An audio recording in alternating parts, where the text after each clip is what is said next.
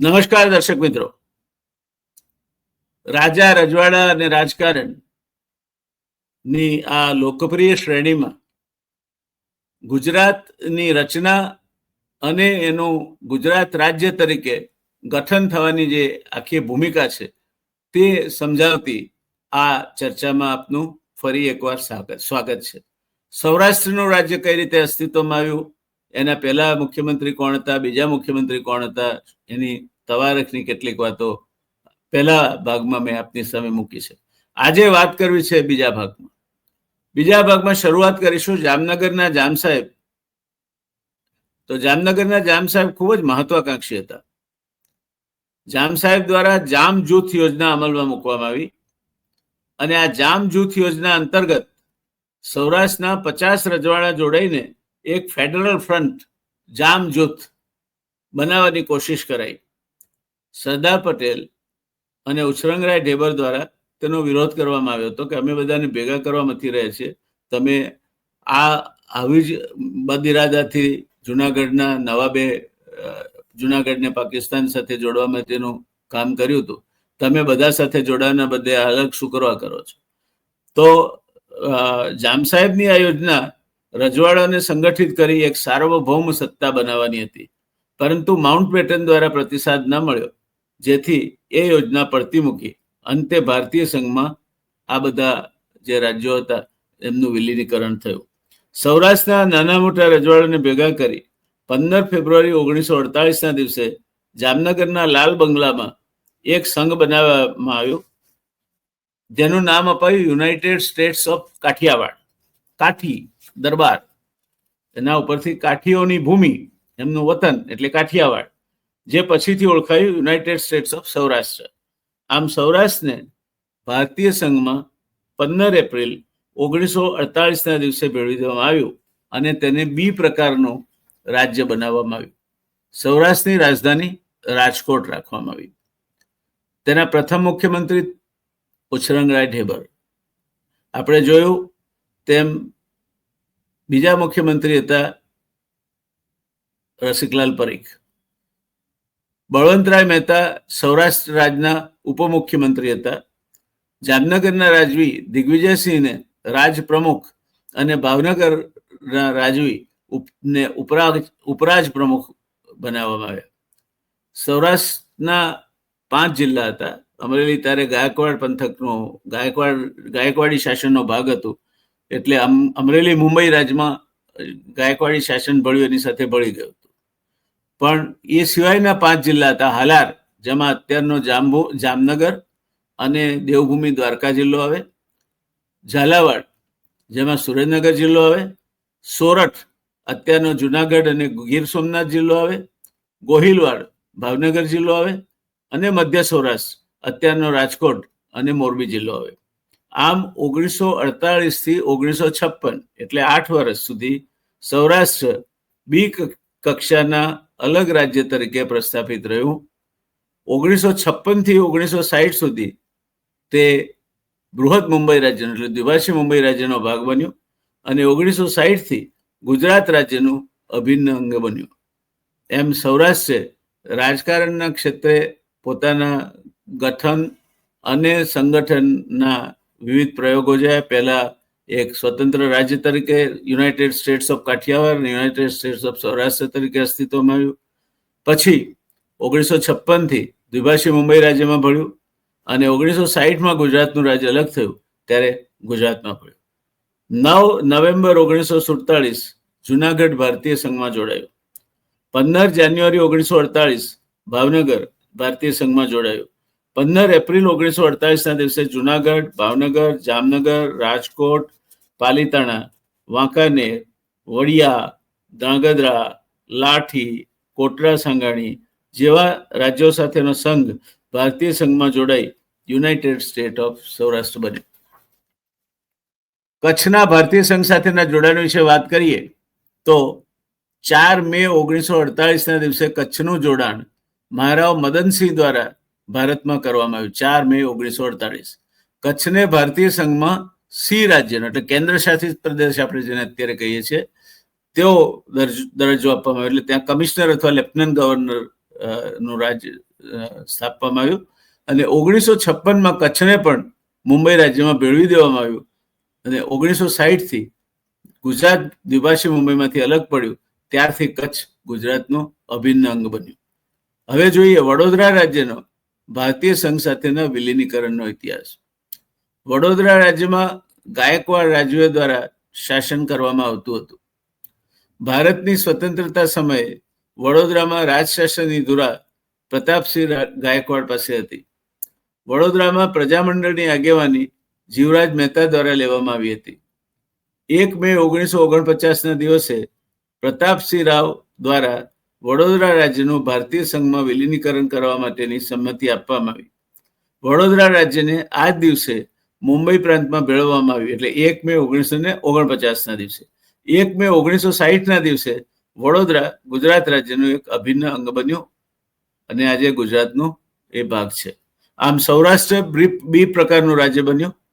1956થી એ દ્વિભાષી મુંબઈનો ભાગ બન્યું અને 1960થી આજના ગુજરાતનો ભાગ બન્યો. કચ્છ સી પ્રકારનું રાજ્ય બન્યું 4 મે 1948. 1956માં કચ્છને મુંબઈ રાજ્યમાં ભેળવી દેવામાં આવ્યું અને 1960માં કચ્છ ગુજરાત રાજ્યનો અભિન્ન અંગ બન્યું. બાકીનું ગુજરાત મુંબઈ પ્રાંતનો ભાગ બન્યું. 1956માં બધા જ પ્રાંતોને દ્વિભાષી મુંબઈ પ્રાંતમાં ભેળવી દેવામાં આવ્યા, જે 1960 સુધી મુંબઈનો ભાગ બની રહ્યા. બાય ધ વે, આ દ્વિભાષી રાજ્યમાંથી અલગ ગુજરાત લેકે રહેંગે મા ગુજરાતની ચળવળ જે ચાલી અને જે એના મુખ્ય લડવૈયા ગણો કે સરસેનાપતિ ગણો તે ઇન્દુ ચાચાએ જે ઝંડો ઉપાડ્યો તેને કારણે ગુજરાત દ્વિભાષી મુંબઈ રાજ્યમાંથી અલગ થયું. એવું પણ કહેવાય છે કે ગુજરાત દ્વિભાષી મુંબઈ રાજ્યમાંથી અલગ થાય તે વખતના મુંબઈ રાજ્યના મુખ્યમંત્રી મોરારજીભાઈ દેસાઈને મંજૂર નહોતું, પણ એમની પ્રજામત આગળ, પ્રજાના આક્રોશ આગળ મોરારજીભાઈની જીદ ન ચાલી અને છેવટે કેટલાય નવલોહિયા યુવાનોના બલિદાન, જાનમાલનું નુકસાન અને તકલીફો વેઠ્યા બાદ 1960ની 1 મે ગુજરાત રાજ્યનો જન્મ થયો. ગુજરાત અલગ રાજ્ય બન્યું. ગુજરાતી એની ભાષા અને જય જય ગરવી ગુજરાતના નાદ સાથે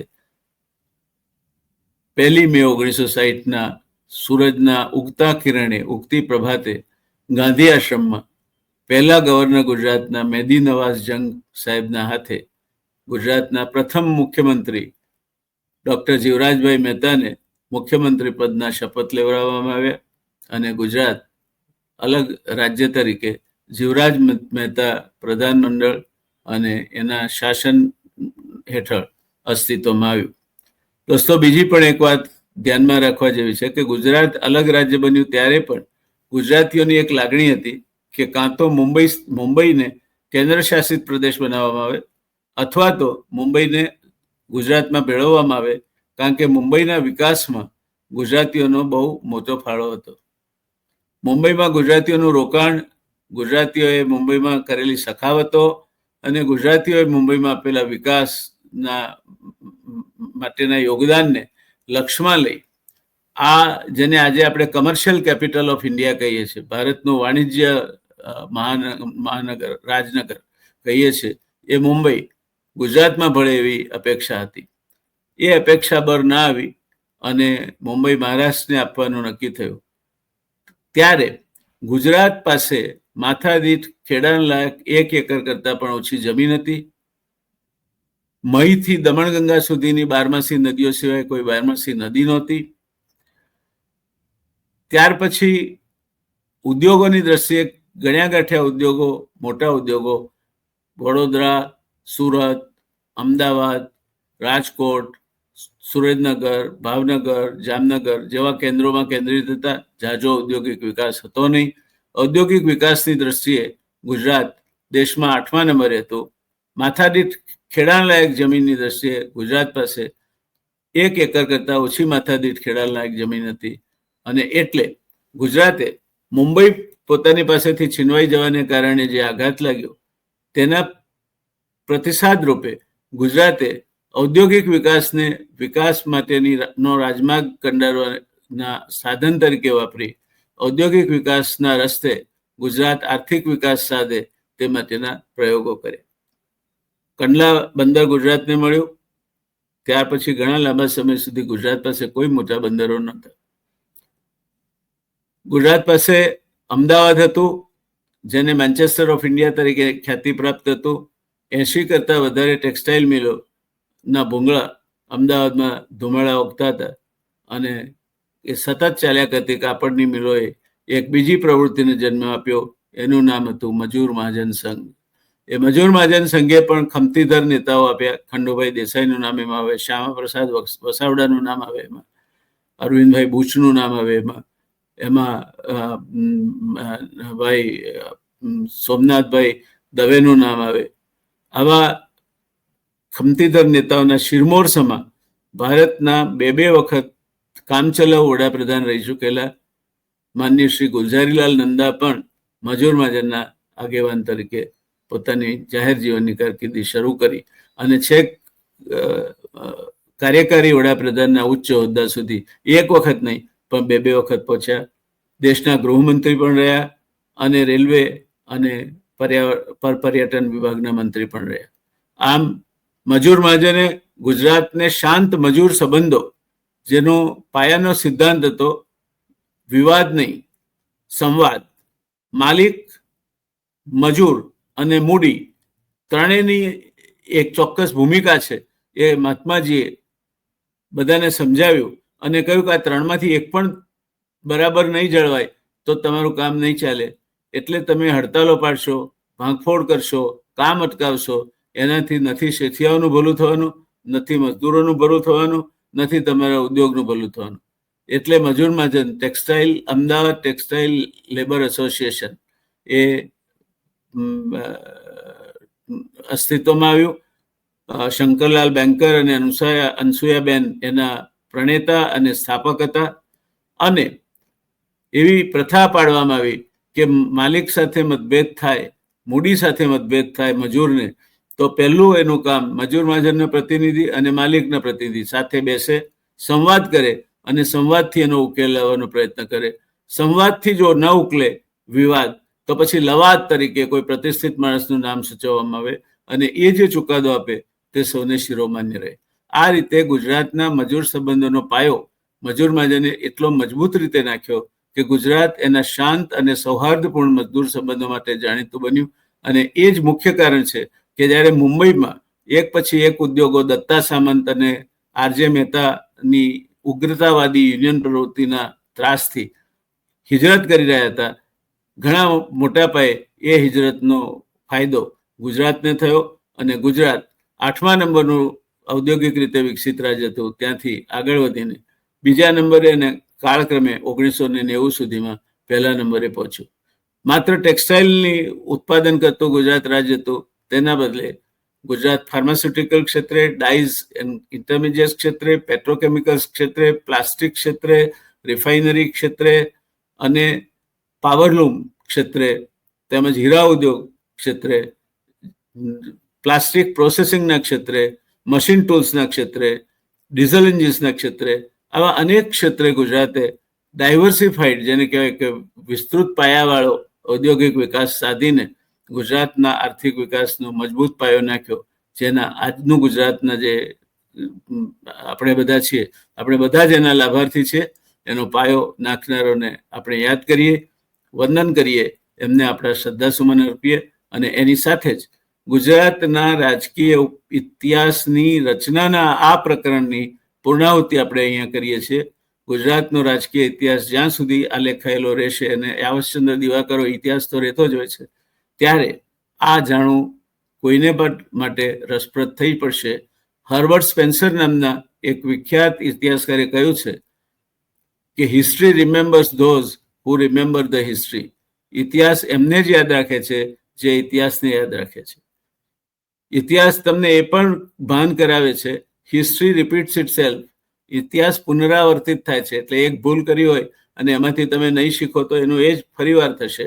અને એમાં આગળ એવું કહેવાયું છે કે history repeats itself first time as a comedy and second time as a disaster. આ ભૂલ કરવાનું ચાલુ રાખો તો એ જ ઇતિહાસ તમને ખાડામાં ધકેલવાનું કામ પણ કરે છે. તો આપણે આપણો ઇતિહાસ છે એના સુવર્ણ અંકિત જે પ્રકરણો છે એમાંથી બોધ લઈશું. ક્યારેક આપણે નર્મદ પાસે જઈશું, ક્યારેક ગોવર્ધનરામ ત્રિપાઠીને પણ યાદ કરીશું, ક્યારેક ઉમાશંકર જોશીને યાદ કરીશું, ક્યારેક ચંદ્રકાંત બક્ષીને યાદ કરીશું, તો ક્યારેક કુમારપાળ દેસાઈ અને આજની પેઢીના જે ધુરંધર સાહિત્યકારો છે, સારસ્વતો છે, તેમને યાદ કરીશું. મળીએ ત્યારે. આ એપિસોડને અહીંયા હું પૂર્ણવિરામ તરફ લઈ જાઉં છું. આપે રજીસ્ટ્રેશન ના કરાવ્યું, સબસ્ક્રાઇબ ના કર્યું હોય તો મહેરબાની કરીને સબસ્ક્રાઇબ કરી લેજો, એ મારી વિનંતી છે. હું દરેક શોમાં કહું છું. અને છતાંય આપણા શો જોનારા 100 માણસોમાંથી અત્યાર સુધી માત્ર 73 માણસો રજીસ્ટ્રેશન નથી કરાવતા, માત્ર 27 માણસો જ રજીસ્ટ્રેશન કરાવે છે. તો આવું શું કરવા કરો છો? ગુજરાતી તો પાકો હિસાબ ગણીને ચાલનાર માણસ છે. તમને આમાં કંઈક મળે છે, મજા આવે છે, એવું લાગે, રસકસ દેખાય તો નિયમિત જુઓ, અમારું આમંત્રણ છે. સબસ્ક્રાઇબ કરો, એનો પૈસો મળવાનો નથી. તો તમે કહેશો તમને શું ફાયદો? તમને ફાયદો એ છે એમને હૂંફ મળે છે. We need your blessings, we need your લવ.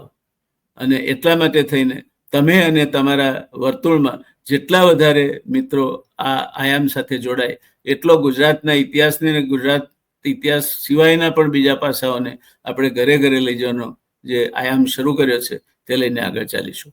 આવજો ત્યારે. જય જય ગરવી ગુજરાત, જય જય ગરવી ગુજરાત, જય જય ગરવી ગુજરાત.